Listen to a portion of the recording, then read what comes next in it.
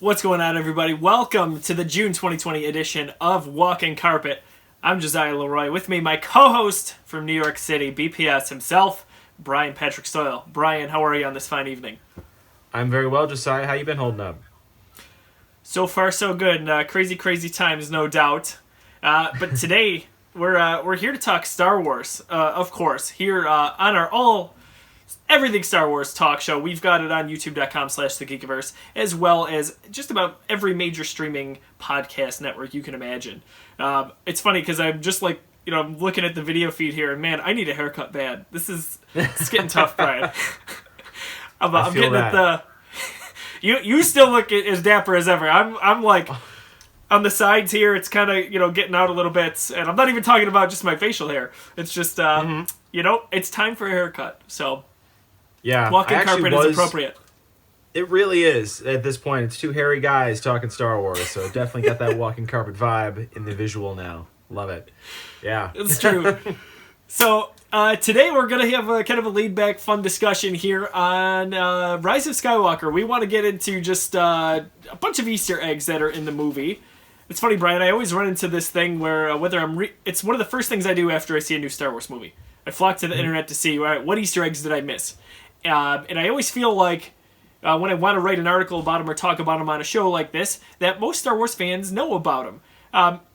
Not always the case. I feel like there's always at least one or two, if not a handful, that when someone talks to me, I'm like, oh, I didn't hear about that one before. We've got two lists here that we're kind of go through and just spur on a nice discussion. One from Vulture and one from Vanity Fair that came out relatively close to when the actual movie came out in theaters in December. So kind of a fun discussion. Needless to say, spoilers if you somehow haven't seen the movie yet. We'll get into it, but it's funny, Brian. I'm looking at my Facebook memories feed today, and 3 years ago, this week, you and I recorded for the first time. We had you on Walking Carpet in its first iteration, as I think you were our first actually guest, so our first non at the time Geekiverse member. I had you over to my house to talk some Buffalo Bisons Star Wars night.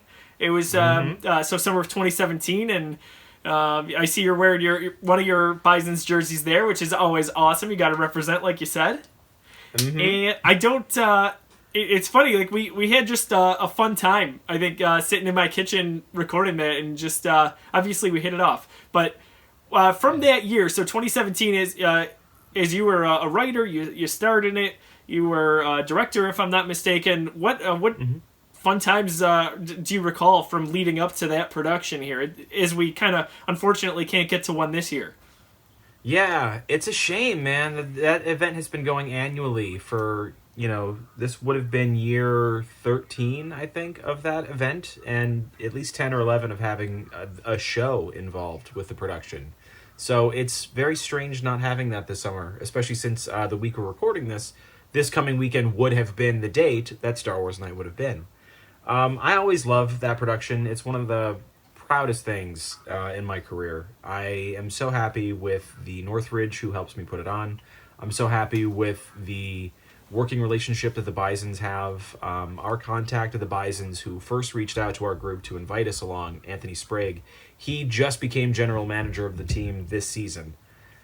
Not the greatest season to have for your first year as general manager, but it can only get up from here, so I'm going to enjoy that for him. Right. We're just proud of him. We're really proud of this guy. He was on the sales team when we met him forever ago, and now he's the general manager of the team, partially because of Star Wars That's so Night. Crazy!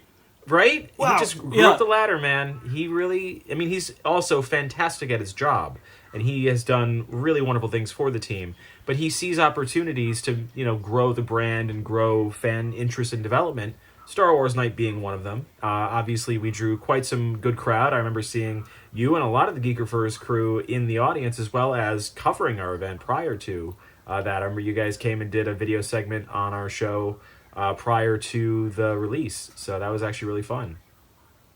Yeah, that was one of my more fond memories, especially of our time in 2017. We were thankful enough to yourself and the Northridge, as well as the Bisons, for just letting us hang out. We did a few interviews on field. We got to run around. I remember fondly kind of standing in the dugout and watching Seth Zielinski from the Geekiverse run around with a camera as you guys were rehearsing one moment where basically people were running out from home plate. And I just remember thinking, like, he's going to get run over, like, because there were so many people that were all, like, intermingling and everyone knew their places, but he was kind of the one variable who was random and running around. But he was so focused that I was like, oh my gosh, he's either going to trip over a base or someone's going to run into him. So I just remember having kind of that funny thought there. But yeah, I've been able to make some friends as a result of even just being involved with that night. So I some nice memories here. Yeah. The other thing is, too, so we said that was 3 years ago, but of course another BPS thing showed up in my feed today because we love the Bisons and Star Wars night. We did just a written article, 5 questions with Brian Patrick Stoyle. So we posted that, and that was a little bit to hype Star Wars night for that year, but also just to ask you about your Star Wars fandom. So yeah, another good memory. Oh, it was a great time, man. You guys have always been good to me, and it's really nice being part of the group now. You know, it's kind of funny being like that first guest on Walking Carpet and now being the co-host. It's I'm working my way up. Just like Mr. Sprague, right? You're working your way up the ladder.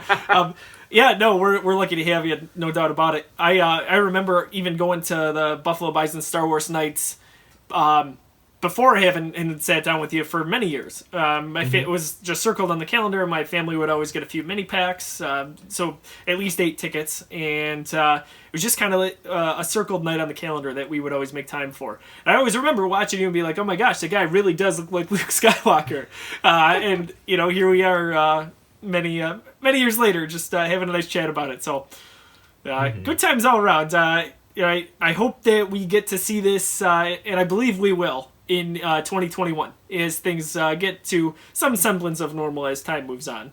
But you can bet we'll be there to talk about it and preview it then. So even though it's not happening this year, we'll look forward to next year. So Brian, let's do a quick intro on episode 9. We haven't talked about it a ton. This is the one that we haven't really conversed about a lot.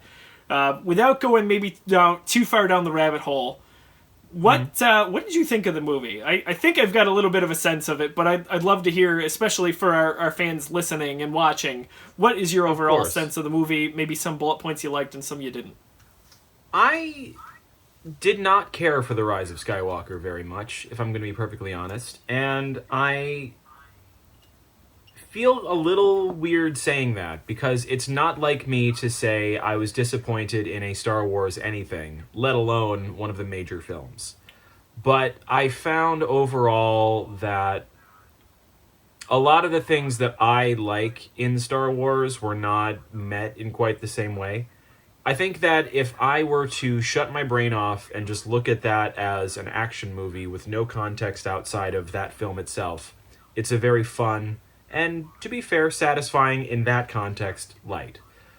The minute I start looking at it as the ending of the sequel trilogy, there's a lot of weird bumps in the road because of the housekeeping that JJ decided to do with the story. And then when I look at it as the ending of the Skywalker saga, I just have so many questions and so many nitpicks. That said, there are things about that movie I genuinely enjoy. So it's not something that I want to hate on. It's not something that I would sit down and go, oh, I can't believe this is the worst movie ever. I can't believe anybody would like this. I honestly am very happy for my friends who say that it's their favorite one of the sequel trilogy. I'm very happy for people who say that to them JJ stuck the landing. That's awesome. I'm very happy for those people. I'm just not one of them, but I kind of let it go. Sure. Hey, that's totally fair. I probably fall somewhere in the middle. So unapologetically, I feel like the positive in every Star Wars, or at least what I deem as the positive. Sure. So in terms of the sequel trilogy, we know my feelings on Force Awakens. That's still my number one.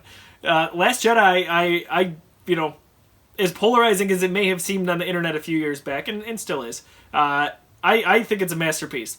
When we get to this one, a little bit I again still love just about everything Star Wars in some way, shape, or form, but I felt like there was a lot of uphill stuff going into this one, and it almost, not that I'm making excuses for it, but it felt like it was as good as it could have been, in a lot of ways, because there really was a lot going against it, right? We lose Colin Trevorrow, JJ comes back, totally different flavor from where we were going with Force Awakens to Last Jedi. Felt like we were trying to curb it back to Force Awakens feeling, which is, it's fine.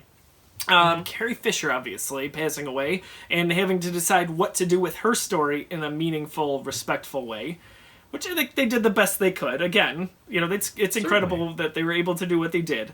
And I was on Sal Capaccio's show from WGR 2 weeks ago, and he ranked the Star Wars movies as a relative newcomer. And he had it towards the bottom, just ahead of Phantom Menace, because he said kind of what you said in a way, where if I just look at it as its own movie, as an action movie, not something that's relatively, it's in the Star Wars universe, it's tying up loose ends, this and that. He goes, it's fine, it's a good movie, but I've seen that story before, and that's where he came from. And then I said, if you could describe the movie in one word, it would be safe. We're safe as... didn't take chances like we saw in The Last Jedi, where there's a lot of different things, a lot of moving pieces. And you're right, I think a lot of people, this is their favorite of the sequel trilogy. So it's kind of polarizing from that aspect, to say some people, I think a lot of people who didn't connect with The Last Jedi found themselves connecting with this one. And that's not exclusive, but that's kind of my take on it. I would agree with that. In my experience, most people who didn't like The Last Jedi found the things that they were looking for in The Rise of Skywalker. And again, perfectly happy for them. I very much agree with you on that safe judgment of the movie. I think it was kind of like a movie made by committee. And to be fair, that was one of the hurdles Disney and Lucasfilm had to try to jump over, was making a movie that the general fandom would like after a movie so divisive as The Last Jedi. And that's a challenge. And I don't envy them that challenge by any means. But it was definitely something that was in the cards and affecting what choices they made in the movie, and that we got the result that we got. Seeing what we've kind of heard from different sources and kind of alleged leaks, we've seen that Colin Trevorrow's movie, it would have been called Duel of the Fates. And seeing some of the concept art and then some of what it seems like are pieced together story bits. Who knows what's true and what's not. It would have been a drastically different film that may have felt more in line with continuing some of The Last Jedi's themes, tying it more closely. I'm sure you've read up on or seen some of that. Do you think that may have been the reason that they decided to part ways with Colin Trevorrow? To a point. I think that I don't remember when Colin Trevorrow was released in relation to The Last Jedi coming out. I honestly forget the timeline on that. I know it's pretty confident it was before Last Jedi, because I'm trying to think, and I'm pretty sure we reported on it with a Week in Geek, which is a show we used to do, and it was during 2017. So I feel like it was before Last Jedi came out. But that sounds about right. I don't recall, because I remember they talked about butting heads with Colin. There was stuff in the news, or not sharing the same creative vision, if you will, and that they were leaning towards asking Rian Johnson back, but Rian Johnson didn't want to do Episode 9 after that because he wanted to do his own trilogy, and that's where that stemmed from. We'll never know that story for sure, but I thought all of that was kind of interesting, and that again would have been probably a drastically different movie if we had Rian Johnson with it. Oh, of course. Yeah. There were a lot of rumors. We can only imagine. There were a lot of rumors coming out of, Lucasfilm sources, and that's fully in air quotes. Take that for what you will with the biggest grain of salt possible. That Lucasfilm higher-ups generally favored Rian Johnson's storytelling over the other ones that they had involved with the trilogy, whether that be Colin or JJ or what have you. So I can imagine there was a lot of scrambling after Last Jedi got that split reaction that it did. That said, if Colin was kind of straying away from Rian Johnson's take, if he was released during production of Last Jedi before that happened, I could see Lucasfilm wanting to hedge closer to something like Last Jedi, but then the movie came out. So then they had to, play it a little bit safer with... and I'm not knocking JJ for that. I mean, JJ, even by his own admission, has said, he generally doesn't do endings. He doesn't like doing endings to the point... or to the extent that he likes doing beginnings. Setting up stories. He's really good at that. Force Awakens raised a lot of interesting questions, and Rian Johnson took that information and answered those questions. Whether it was the answer a fan liked or didn't like is up for debate, but, we went with what was started in that trilogy in The Force Awakens. And then JJ just kind of went and said, well, this is the right answer, like a teacher kind of red penning over, your test after taking it.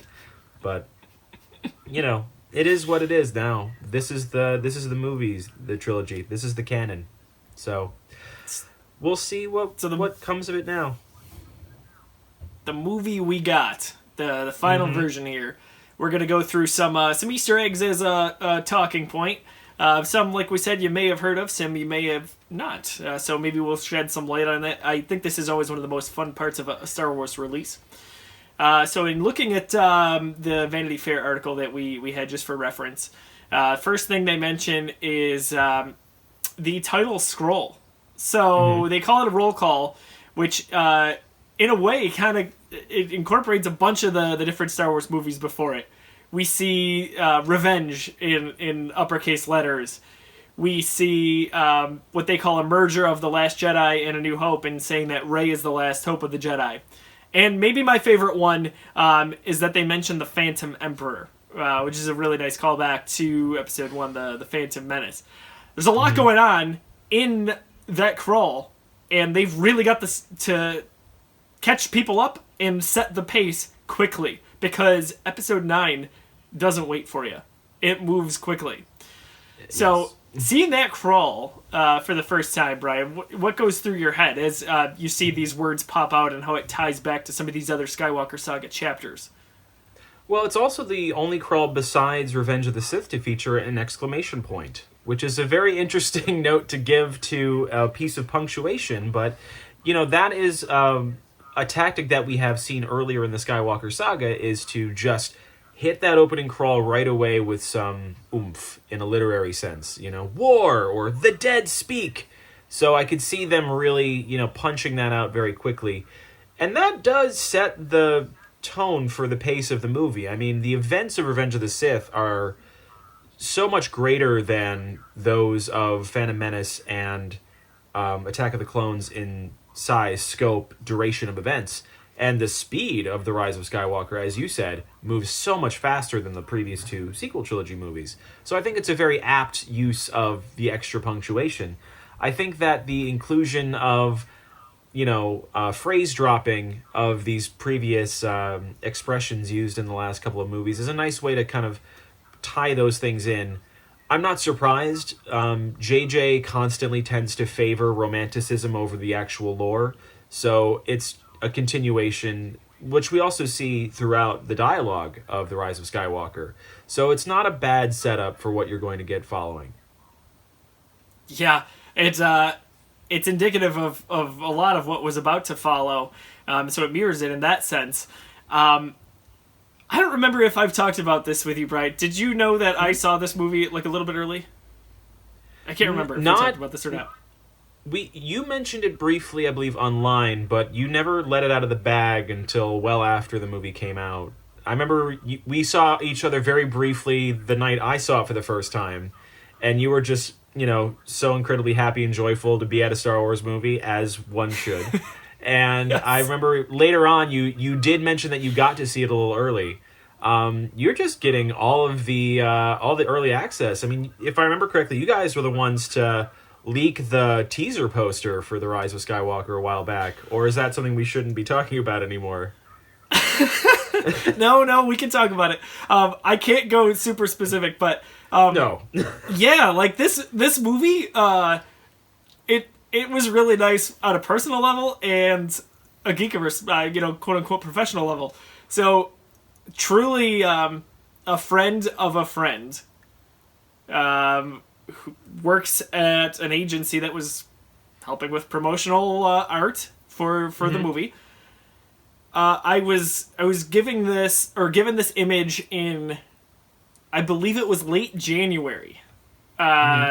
So, I basically crap my pants when I got it, but I was sworn to secrecy before it. It was like, you cannot say a word, you can't do anything with it until I give you the heads up. But at the right time, we can throw it out there.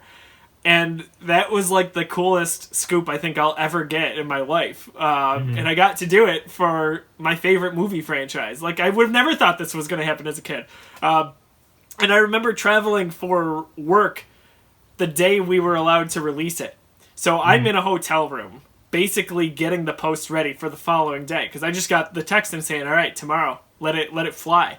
So I'm in a hotel room, kind of, I've got my laptop, I'm in Photoshop, making sure I've got everything hidden that needs to be hidden, and I'm doing what I have to do. And I remember messaging Pete and saying tomorrow, because we have a scheduled content portion of our Slack channel to let our staff know when stuff's coming out. I said, tomorrow we're releasing an episode 9 promotional poster. And immediately Pete goes, how do we know it's real? I go, we don't, but I've got a lot of good reasons as to why I think it's real. So when we finally got what we got in the movie trailer in April, and then I believe it was literally the exact thing we got, but put on a shirt at Hot Topic in like August. That was just more validation for me, and I was just so excited about it. Man, I could fanboy over this so hard.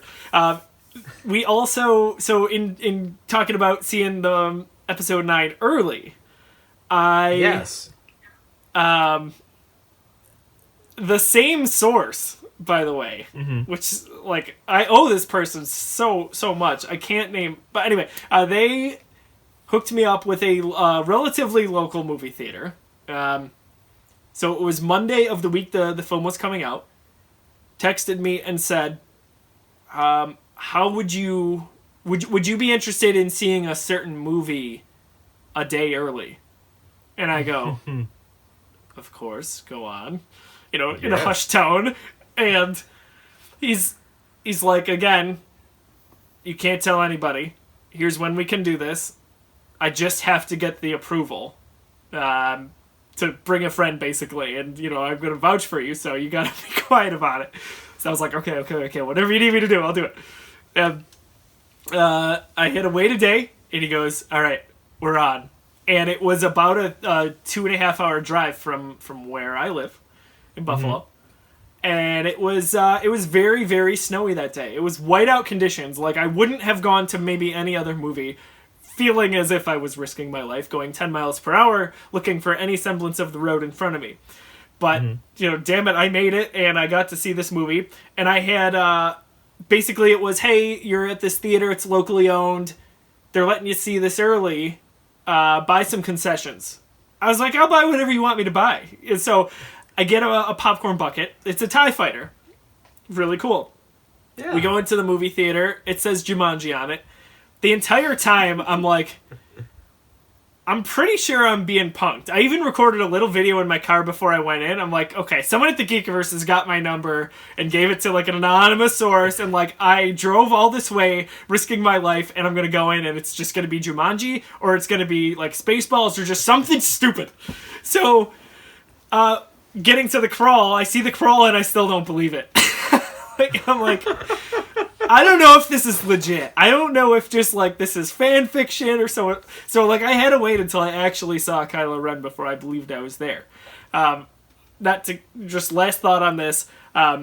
Someone from Rooster Teeth, their version. I don't remember. I'm not as familiar with Rooster Teeth as I should be. But their version of me, just total Star Wars fanboy, was punked into thinking he was seeing an early showing of Force Awakens. And someone, when we saw that video, said it's going to happen to you one day. So it was in the back of my mind. I'm like, oh my gosh, I drove all this way. They're totally going to screw me over here. And they're going to film it. And it's going to be on the internet. And that's how it's going to go. So I did get to see it early. No one was poking me. I go to see it the next night at the premiere in Buffalo, right? Our first night. You're there. A lot of our Northridge and other cosplay friends are there. It's so great. It's the celebration to see them. I get to catch up with you for 10 seconds and get our selfie. It was awesome. And it was so hard going into the theater with my entire family. My wife, Jeff Pavlak from the Geekiverse is there. We've got a handful of friends. And to put on a poker face to say that I had not seen this movie and to not lead on, because there's certain moments I knew that Jeff would like and my sister would like, and it would be hard for me not to kind of like wink, wink, nudge, nudge. And I successfully made it. We make it out of the theater and we're standing in the hallway. There's no one around us, so don't have to worry about spoilers. And we're standing in a circle just talking about the movie, and it's bittersweet. It's the last one. And I go, guys, I have a confession. I have to tell you something. And everyone just kind of leans in like that, and they go, what? What happened? I go, I saw the movie last night, and everyone just screams. You would have thought I just said I was having a baby. They all go, no way! And it was so funny. My gosh. Some great moments, some nice memories surrounding getting leaks and early access to this movie. Oh, yeah. That's a dream come true. I don't know how you lasted 24 hours not being able to tell anybody anything about that movie. Kudos to you, Brian, thank you. Oh, my gosh. I wanted to talk to people so bad. Not to spoil things, but to just gush and be like, I can't believe I saw the movie last night. It's like I walked in with the TIE Fighter bucket, kind of like, again, tongue-in-cheek, and my sister goes, where'd you get that popcorn bucket from? I went to the movies yesterday. And she goes, to see what? I go, a buddy of mine wanted to see Jumanji, so I went for the second time. So I kind of wasn't lying. It was in a theater that said Jumanji above it, so that, yeah. Anyway, I digress. I'm sorry. I really, really wanted to share that story, so, yeah, that was fun. It's a good story, man. It's a good story. Thank you for entertaining my craziness there. So we get into the movie. We see Emperor Palpatine. Getting back to Easter eggs here on Walking Carpet. We talk about Exegol. We talk about the unknown regions. But we get a quote that is quite literally copied from Episode 3 when Palpatine is talking to Anakin. What did you think of this whole sequence here as Kylo Ren is discovering Palpatine is still around? I loved this sequence very much. This was actually very cool. I mean, this is part of the challenge to insert Palpatine into the narrative in the third act of a story where he wasn't present in the last two movies at all, and you have to make him up to be the big bad this whole time. Now this is going to jump to including that next Easter egg on our list. I'm a big fan of the books and the comics from the expanded universe back in the 90s and 2000s before Disney got a hold of the Star Wars property. And one of my favorites was this comic series from the early 90s called Dark Empire that deals with Emperor Palpatine returning as a clone. And I just love the fact that they incorporated that aspect into the storyline. But his introduction, when you finally see Palpatine again, he quotes one of the most famous lines from Revenge of the Sith. The dark side of the Force is a pathway to many abilities some consider to be unnatural. And it was just so chilling. And it just set that perfect tone that Palpatine was back. Yeah, I gotta say, this is one of my favorite sequences in the entire film. Just, the way that we see Kylo Ren on Mustafar, by the way, didn't even occur to me until afterwards. Duh. But to see him go there, a nice, tie-in again to Vader in the previous films. And then the way he approaches the Emperor and hearing the Emperor's voice again, man, they released most of this scene early as a little bit of a teaser a few days before the movie came out. Goodness gracious, goosebumps. Absolute chills just all the way around. And Ian McDiarmid, as always, man, like, goodness gracious. He's gold.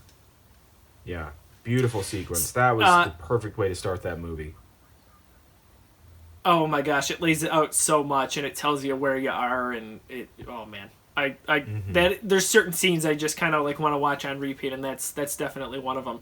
And the nice thing was we didn't at all see Palpatine's face in the trailers or lead up to the film. So that was such a reveal. Like, what is he gonna look like at this point, right? He's thrown down the shaft in episode 6, and then we get here, just absolutely they nailed it. Right, tying into that, as you mentioned, there's the kind of the callback to Dark Empire. And we get a quick answer, really, on Snoke. Because the big question going into episode 8 and a little bit into 9 was, hey, where the heck did Snoke come from? Well, turns out he was made by Emperor Palpatine. We see Snoke, or a few versions of Snoke, kind of laying in that pot there as Kylo Ren is about to find the Emperor. And I love that the Emperor talks about how he made Snoke, and how he was every voice that Kylo Ren ever heard inside his head. So hearing James Earl Jones' voice there, as well as Andy Serkis's, another nice tie-in. Did you like how, for what it's worth, with all of this, they handled kind of Snoke's origin and dismissed it pretty quickly? Yes, I think that, honestly, having had Snoke killed off in Last Jedi, spending a lot of time on Snoke would have been a bad move. There was so much they were fitting into this movie already that I don't think you need a lot of time. That quick little visual of the clone vat seeing multiple bodies and just that line of, I made Snoke, and moving on. It's enough. It's enough. Do I want to know more about why that happened the way that it happened? Absolutely. But I know there's going to be tertiary material at some point. Like, there's going to be some book or comic. Now that the trilogy's done, they're going to fill those gaps in. I don't need that yet. That was enough for the movie to keep us moving along and put Palpatine front and center. I love that line, how Kylo Ren says, basically, I killed Snoke and I'll kill you. And he just goes, I made Snoke. Like, you silly little boy kind of thing, you know? Their relationship was just wonderfully played out. So in the article for Vanity Fair, it jumps forward a little bit here to the middle of the movie. And we get the lightsaber catch. So Rey is hurling the Skywalker lightsaber basically into a flaming TIE fighter, which was a cool sight in and of itself. But of course, Luke says a Jedi's weapon deserves more respect. And in a way... No, go ahead. No, it's fine. It's fine. I think that scene is pretty good in context. And that's coming from somebody who had his heart broken by Luke in The Last Jedi, but learned to love it over the, succeeding years. Yes, it can be looked at as just another slap in the face towards what The Last Jedi was trying to do. I tend to look at it more as Luke's character has grown. And I like that a lot. Like he kind of got over that moment of depression before that he was in most of The Last Jedi. And in his spirit, existence now, and his final moments training Rey, I was wrong. This is who I am. This is who I should have been to you. I really appreciate having those moments. Yes, it was done a little flippantly, but I still think it was handled well enough. I like it. I don't feel like it really spit in the face of Last Jedi. I tend to feel more like you did, where it was showing Luke's growth. Like, and he... a little bit older Luke, so a little bit sarcastic, a little bit whimsical. He hasn't seen Rey, we assume, since the events of Last Jedi. So when she sees him, it's kind of like, oh my gosh, Luke, you're here, you're Force Ghost form. So I kind of liked it. And of course, there's a little bit of me that's excited that it's like, all right, Luke got to hold that lightsaber one last time. I don't know. Right in the same area. It is. I love those callbacks. It's important to me. We get the X-Wing rising, much as Yoda did in Empire Strikes Back on Dagobah. So not only that, but I love right after that we see 3PO and R2 saying, "Oh, Master Luke's X-Wing, Red 5," but it's Rey that is piloting it. So that's a nice little callback. Brian, what did you think of the music that they played which basically just about helped recreate that scene from Empire.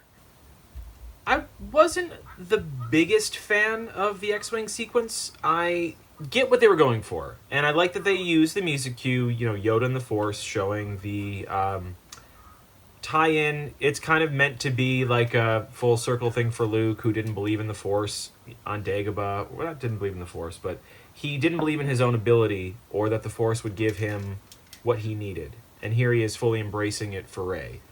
It is a nice little character moment. I think it's a little late. It was nice seeing Luke do his thing and just be Jedi Master Luke. I think that was really nice. But all Rey, the hero of the story, is doing is just kind of watching, going, wow, Luke Skywalker is so cool for the minute that's going on. And it's kind of at the expense of our hero of the story. And I'm one of the biggest Luke fans you're ever going to meet. And I would love that Luke gets his day. It felt a little cheap, It didn't feel very genuinely earned to me. And I don't know. But I will say the one thing that I do very much enjoy out of that sequence is Rey getting to wear Luke Skywalker's helmet going into battle. That really calls back to Force Awakens when she's, in her hut, the former AT-AT, and just sitting there and pulls on that Rebel helmet and just looks up to the sky and dreams. It's kind of like her binary sunset. And having that moment for her to go off into battle and, kind of bring that around. That part was actually really nice. I didn't necessarily need Luke pulling the X-Wing out of the swamp. We have Rey. She's powerful enough to do that herself already. We already saw her do the entire battle on the second Death Star at this point in the film. We know what she's capable of. It wasn't a matter of her being unable to do it. It was just a matter of giving Luke a moment. And that was nice, but it was at the expense of our hero. Also, I will say it, I hate the fact that they named the ship Red 5. Luke's last designation in the Republic Rebellion Army is Rogue Leader. He hasn't been Red 5 for years, even before. So, calling it Red 5 is, again, JJ picking romanticism of the old movies over the actual canon and lore. So, I get it. It's not to my taste. I get there's people who love that, and that's awesome. Not me. That's a pretty fair point. I never even occurred to me. I totally forgot about Rogue Leader. Yeah, and you're right. That's the last designation. I think romanticism is the right word for it, because to do that was like, oh my gosh, this is like Empire Strikes Back. This is... It felt like it was their moment to be like, hey, here's happy, smiling Luke Skywalker. Instead of... Absolutely. The Luke we saw in Last Jedi, which I feel was fully validated. But definitely some people didn't like it, so that's the direction they definitely took with it, no doubt about it. Mm-hmm. It's a nice moment to a point, and I'm glad that people enjoy it. And I do think that the music callback, it was nice. It was really nice to have that. Yeah, you can't go wrong with John Williams, no doubt about it. And I feel like we'll do an episode on some of our favorite tracks or score moments from the scores at various times. So also a really nice thing. I think we saw this in the trailer, but we do see from Star Wars Rebels the Ghost, and it is during the last battle there, as we get the Legion of people, if you will, to go and try to take down the Final Order. I got to tell you, and I think we touched on this last episode, that is a choke up moment for me to see all those ships there. Very much a Avengers Endgame when the heroes are back, all together on a different scale, because they're just people, if you will.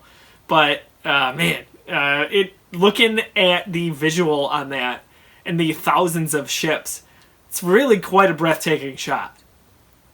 It is. It really is. I love that shot. Every time I talk to anybody about Rise of Skywalker, that is one of the key shots, key sequences that is always mentioned. It's seeing that many people from all across the galaxy coming and saving. No army, no formal military training, just people. That's really awesome. And that's one of the things about Star Wars that I always love. And I love that that got to be exemplified in that shot and shown at the end of this movie. And it's just so beautiful seeing all those little tiny Easter eggs in this shot. Like, you have the Falcon, you have the Ghost, as you mentioned. You know, you've got all of these ships that we've seen in the previous, films leading up. You got a lot of the assets from Rogue One. You've got like the Hammerhead Corvettes. You've got the Tantive 4. You've got all the Rebel ships from the original trilogy era. You have Han's ship from The Force Awakens, that smuggler ship that he had, where all the Rathars were on. That's in the background there somewhere. The Razor Crest from The Mandalorian is in there. It's just so many little tiny tie-ins to all of the Star Wars lore, and that's the perfect scene to do it in. Oh, it's so beautiful. Just it is. Not even, the tie-ins are absolutely amazing. It really wraps up all of Star Wars, but just the artistry from what they had to do to kind of work all those in. They could have screwed that up, and they did not. That's one for the ages. I get goosebumps talking about that one. I don't know if this is so much an Easter egg or not, but in talking about Rey's ability to heal, because we see Baby Yoda do this in The Mandalorian. I think it was a day before Rise of Skywalker came out. So in the episode of Mandalorian, Baby Yoda is able to heal. We get to Rise of Skywalker, and Rey is able to heal that creature. Of course, later on, we see this dynamic go back and forth between Rey and Ben Solo. And it's funny, Brian, like, I think about this, and how I saw it at first was like, oh my gosh, this is the power that Anakin was trying to find out. And then as time went on, I was like, but it's really not, because you have to save someone, essentially, we think, at the expense of your own life. We're not sure 100% that Anakin would have done that. We don't know where that story would have gone. But to see, in a way, Ben Solo heal, kind of a love interest from what the movie does here. And I think J.J. Abrams called them kind of Force soulmates at one point. To see him do that to Rey is almost, in a way, finishing what Anakin, not Darth Vader, started. Even though it was not what Kylo Ren referenced in Force Awakens. That, I will finish what you started. So what did you think of the whole healing dynamic from what we saw? Of course. Yeah, I mean, Force healing is, at least in the older continuity, it's new to the films, and it's new, obviously, with Mandalorian for live-action shows.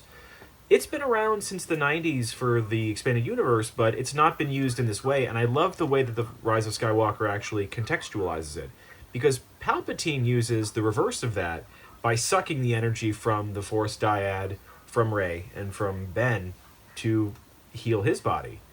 And I just kind of really like that idea that the dark side variant of this power is you are taking that away from somebody and giving it to yourself, whereas the light side, the Jedi way, is to give it freely from yourself to heal somebody else. I really like that part.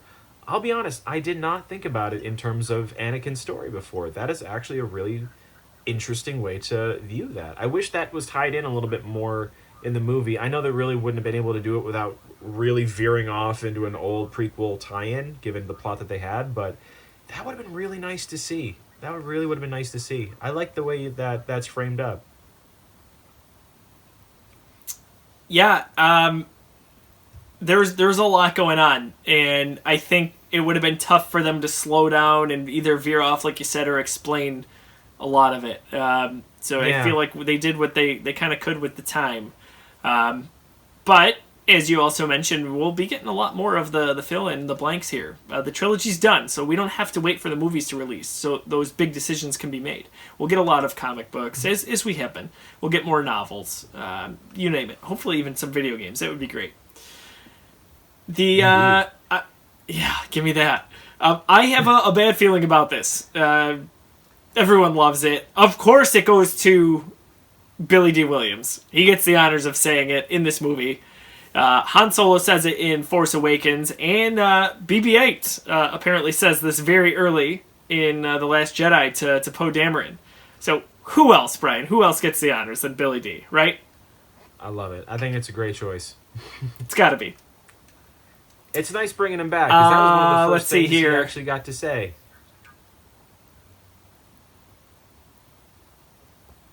Did we cut out again? I'm kind of scrolling through. What, the Dark Ray sequence. So we had kind of, this is it was fun fan art on the internet for years and fun fan theories. And we kind of got to see all of that come to fruition with Rey and the double-bladed lightsaber, which of course mirrors, again, what we saw with Luke in Empire Strikes Back in a way. How did you think that was executed on the second Death Star? Oh, I think that was one of the best sequences of the film. I love those facets of the movies where the character kind of has that moment of looking into themselves.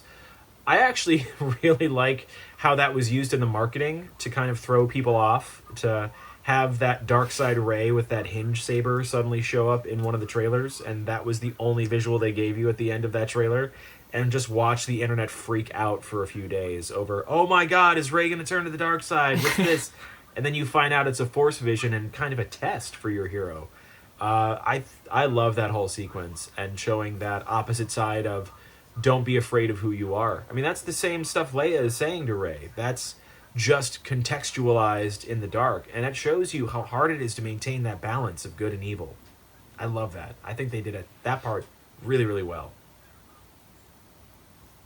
Yeah, I remember when that kind of hit the internet, and I don't know where it showed first, but it was before the trailer was released to the public, and I want to say it was maybe a Comic-Con.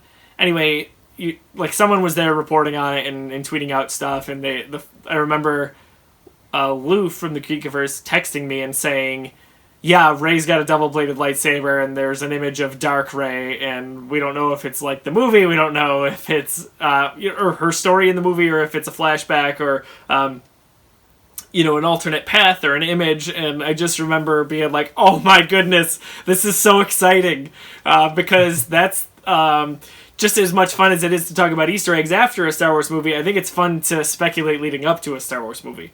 So that was the perfect little thing to drop. It's a big thing. I don't know if this is so much of an Easter egg, but maybe a nice callback. They say a Vader fanboy gets his wish, which is kind of funny. So Ben Solo, basically, as we kind of talked about how he gives his life for Rey, we see in Return of the Jedi how Anakin Skywalker falls back as as Luke is putting his shoulder on him, watching his father breathe his last breath. We kind of sort of get that with Rey and Ben Solo here. There's a little bit of symmetry. As Ben and her share a kiss, he falls back and she's kind of grabbing his shoulder. So I've always loved everything in Star Wars when it comes to rhyming, and as I mentioned, the symmetry of things. How did you like how that played out? Did you feel like it was a fitting end for a redeemed Ben Solo? I do. I think that was good. I didn't have much investment one way or the other toward the romantic aspect that they had been hinting at and leaning in. I do like that they kept it a little bit more platonic before the kiss with the dyad, and kind of linking them through the Force more than just linking them in a physical attraction. I think that the ending with Ben giving his life force, which is the last living life force of the Skywalker, as far as bloodline anyway goes, to Rey, who then carries on the name. I think that was lovely. I was, all in, especially after Force Awakens, and even maybe to a fault after Last Jedi, that Ben and Rey were going to be related. I really thought that's the route they were going to go, and I kind of was rooting for it. And it's funny, I wrote an article on Last Jedi, and all the differences or explanations between the movie and the novelization, where the novelization kind of furthers things that the movie didn't have time to explain. And I wrote in there that the hill that I would die on would be that Rey would be a Skywalker of some sort. That, not as she says at the end of the movie, but like a blood born Skywalker. And I didn't take a shot at Reylo shippers, let's say. But I kind of was like, no, it's not happening. And Jason Fry, the author of the Last Jedi novelization, tweeted my article out, which I was very thankful for. But on Twitter, it blew up, and people were really mad at me for that. For saying, give it up, man. It's not happening. Rey and Ben are going to be a thing. Well, I guess my foot was in my mouth on that one, and I was wrong. The kiss still caught me off guard. I did not expect it. It did feel a little bit forced. It felt like a little bit of fanfare. And that's not sour grapes coming from a guy who really wanted them to kind of be related. But, it is what it is, I guess. That was kind of my moment in the movie where I was like, okay, come on, JJ. So for it to happen that far in the movie, I guess that's kind of a good thing for me. I mean, hey, you're looking at a film franchise where people find out they're related after they've kissed, so really, it's not that far away from what we've already seen. So, but I get that. Yeah. I know there are a ton of Reylo shippers out there. Yeah, good for them. It was fine. I think the sequence worked out well. It was okay. It wasn't make or break. Yeah. Yeah. We finally get the Chewbacca receiving his medal on screen in a Star Wars movie. The way he looks at Maz Kanata after that is just so endearing, isn't it? Yeah, sure. I'll be honest with you, that was one of those things where I was just kind of like, I'm checking out. I can't. That was, again, the romanticism over the lore, you know? It was beautiful. That's fair. I get why they did it. It's a funny little joke that, Star Wars fans have carried that torch of, Chewie never got a medal for 40 years, But, I don't know, man. To me, it's kind of silly because it's just something that's there for the fans more than it is for the story. Again, it's the romanticism of it more than the actual lore of Star Wars. I mean, in the Disney canon, at least, Chewie does get a medal later, which in itself is kind of BS. It's a little silly that they're like, Chewbacca, here's this other medal that will give you 5 minutes after the cut, or the next day, or that's silly. But I love the way that it's been explained later on, though, the fact that Maz gave Chewie Han's medal, which is what it actually is. That part is really nice. I really like that. Because that's something that Leia's been holding on to as an heirloom, not an heirloom, but like a reminder of her marriage. And, it's one of the few things that she's been able to, carry around with her, besides perhaps her wedding ring, that reminds her of her husband that she hasn't lost in this conflict because of the First Order.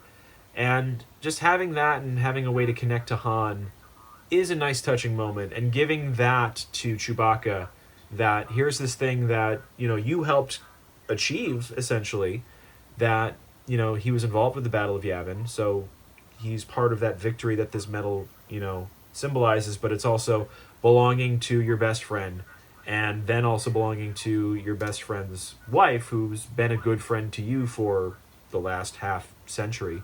That part of it is actually very nice. I do wish that part were in the movie, because I would have gravitated to that more, but that's just me being, a wishful thinking fanboy. To the people who enjoyed the medal just being there for, Chewie finally got a medal, good for you. What blows my mind really in all of it is that Maz Kanata is practical. So not digital like Force Awakens. Huh. I did not know that. Exactly. I did not know that until I watched the extra features. It never occurred to me. I knew she was a digitally created character in Episode 7. We barely see her in Episode 8. But in 9, it makes sense now, looking back at it. But kind of crazy. Usually, in Star Wars, we get, the practical character, and then eventually they're digitized. Here we had the opposite, and I don't recall that happening. Yeah. That's interesting. Well, good for them. Yeah. That's actually really cool. Kind of amazing. But they pulled it off. The kind of the last thing I wanted to mention here, and Brian, if there's anything you wanted to mention, well, we can get to that in just a sec. Is and not so much of an Easter egg, but I think a lot of people will appreciate it and don't even know this. Babu Frick, who kind of stole the show in some way, shape, or form, is voiced by Shirley Henderson, who was Moaning Myrtle in the Harry Potter films. Yes. Crossover here in terms of the fandoms, but watching the extra features and behind the scenes on her stone face as she talks as Babu is just priceless, because JJ has a hard time holding it together every time she talks, and when she would have these kind of higher pitched grunts or little things, or even like the moment when she goes, "The droid is ready!" Like, JJ just can't keep it together behind the camera, and they're showing that. And I thought that was really, really, really funny. Oh, that's awesome. I've actually not seen this sequence yet. I'm going to have to go look that up after we finish recording this podcast, because that sounds delightful to watch. Yes. Babu Frick is a joy. I could not agree more.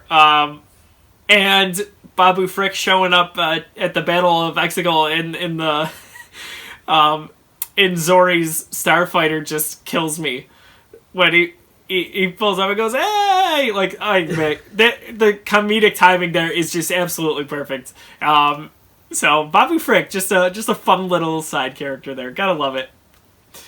Mm-hmm. Oh, beautiful. Any other Easter eggs that we didn't get to that you were looking to kind of bring up, Brian? I've got a short little list. I was looking through other Easter eggs that were brought up, seeing if there was anything that was, new or exciting, or just things that I was like, oh yeah, of course, that's something that I really liked. I think it's not really a secret, since it was really mentioned a lot in the marketing leading up, but obviously the Exegol throne that Palpatine sits on, and the climactic sequence takes place, was drawn, at least sketched out, by Ralph McQuarrie for Return of the Jedi. Back when the ending of Return of the Jedi was going to take place on the Imperial homeworld that was supposed to look a lot like Mustafar, the rock, craggy, spindling arm throne was one of the concept designs that they sketched out at the beginning of that sequence, and I love the fact that they brought that back. I do appreciate the reverence that people give to Ralph McQuarrie artwork. I don't always think it's the best choice to make all the time for its own sake, but when it's used in a way that deepens a story, I think that's really cool. And I really like the inclusion of this throne for Palpatine, because it was designed for Palpatine specifically and brought in with such a menacing way.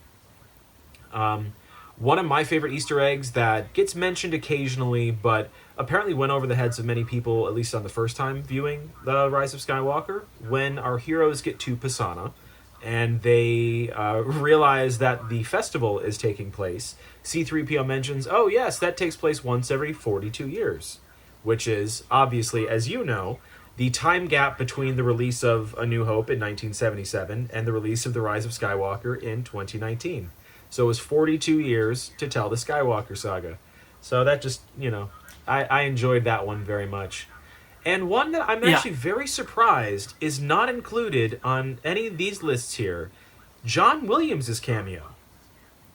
John Williams has a wonderful little cameo on Kijimi in this movie. He finally is seen in front of the camera for the first time in all of these movies, which have been featuring his beautiful music for 9 films and have been homaged in the 2 other live action and homaged in Clone Wars and in Rebels and many, many, many other works throughout the history of Star Wars. And we finally get to see this guy with his little droid eye patch, tending bar on the way to Babu Frick's workshop. And it was just so lovely to see John Williams suddenly popping up there. And there was this wonderful little sequence that I think it was the Star Wars show, the Lucasfilm web series put out, showing a lot of the props that were in that bar were actually designed to look like pieces related to other movies John Williams had scored.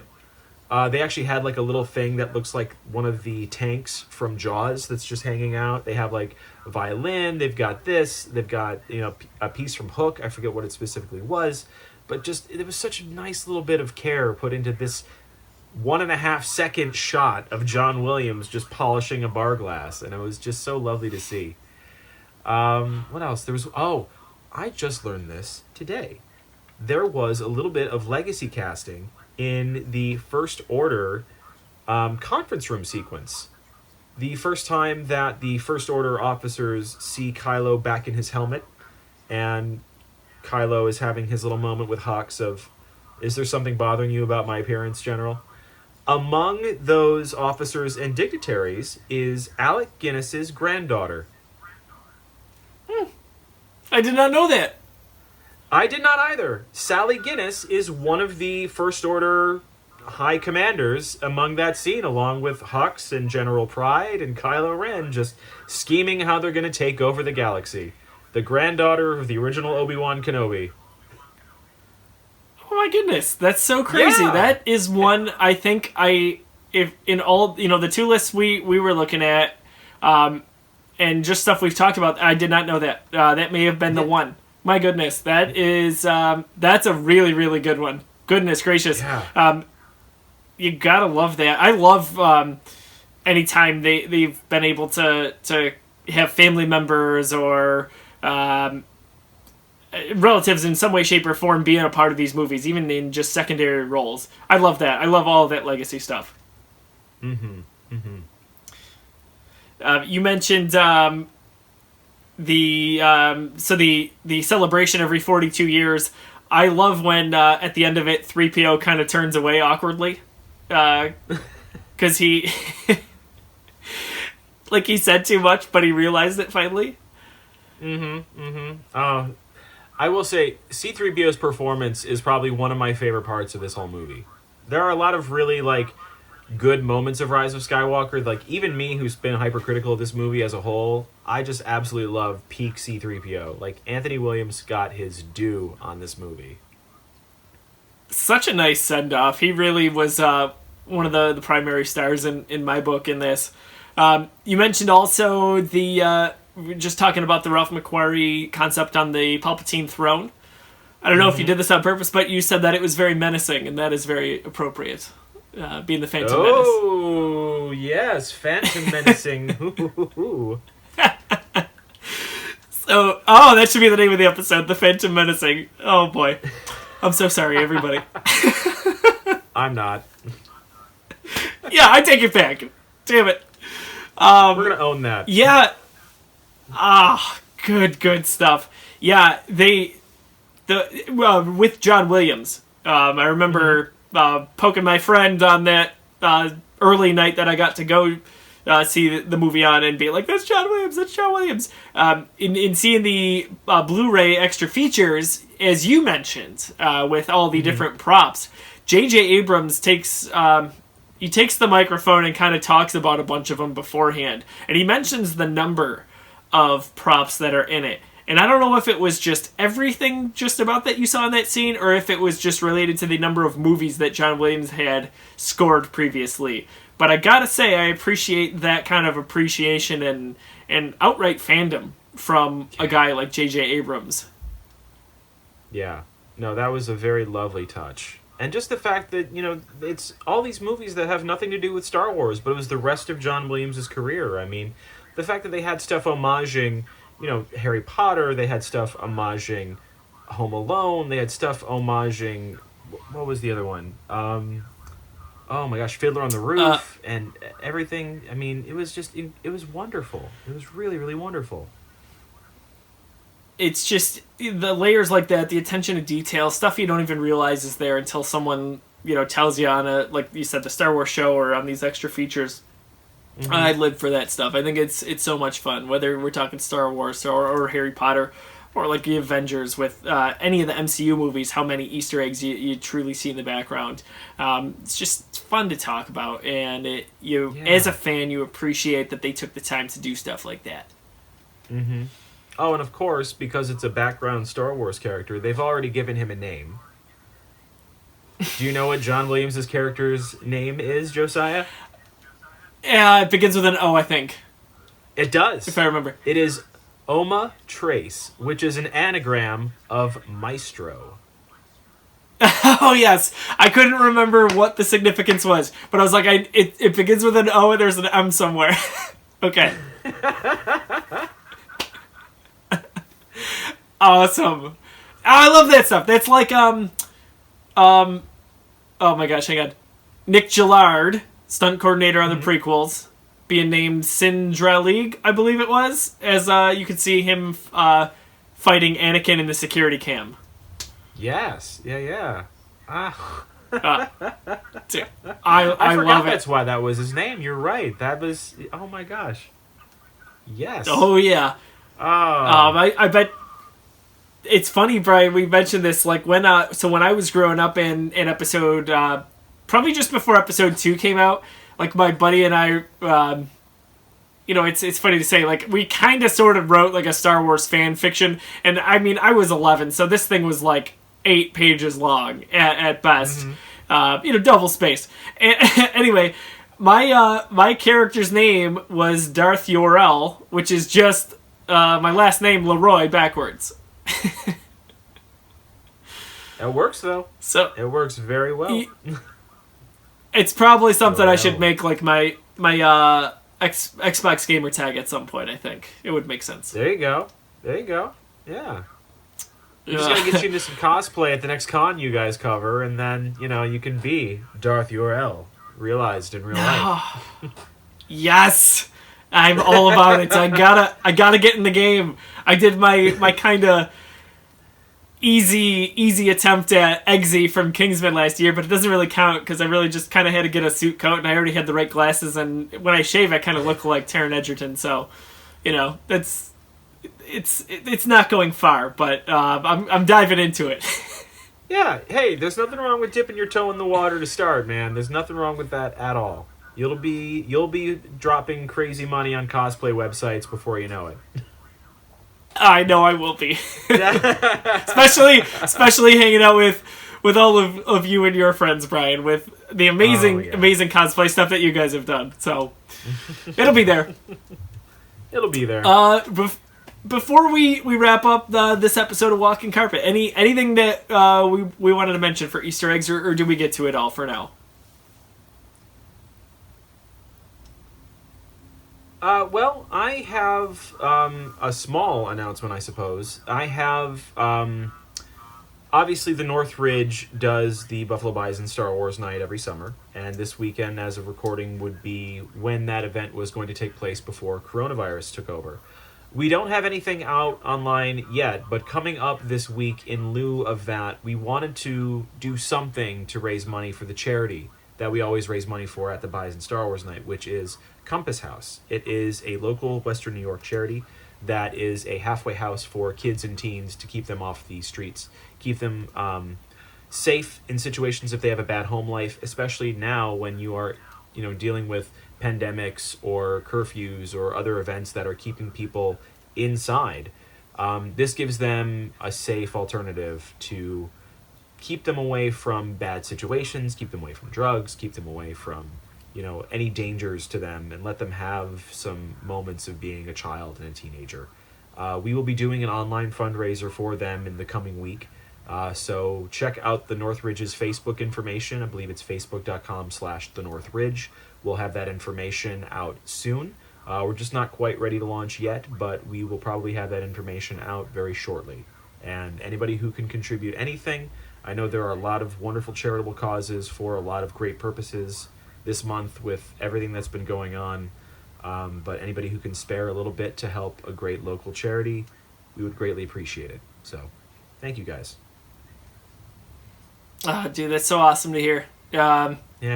I love every bit of it. Just doing what you can, spreading the word. Even you guys taking that step up, not being able to do the annual performance that you're able to do with Buffalo Bison Star Wars Night. It's just awesome. I'm super stoked to hear you talk about that. Thanks, man. Thank you. Yeah, absolutely. Good stuff all around there. So this, despite some of the technical difficulties, a fun episode of Walking Carpet as always. Brian and I always have a nice conversation. We want you to get involved in the conversation. Get on the Geekiverse social media, facebook.com/the Geekiverse. Visit us at Twitter and Instagram. And of course, you can find all of our web shows at youtube.com/the Geekiverse. And listen to the podcast on SoundCloud, Apple Podcasts, Google Play, iHeartRadio, Stitcher, and many other streaming devices and platforms.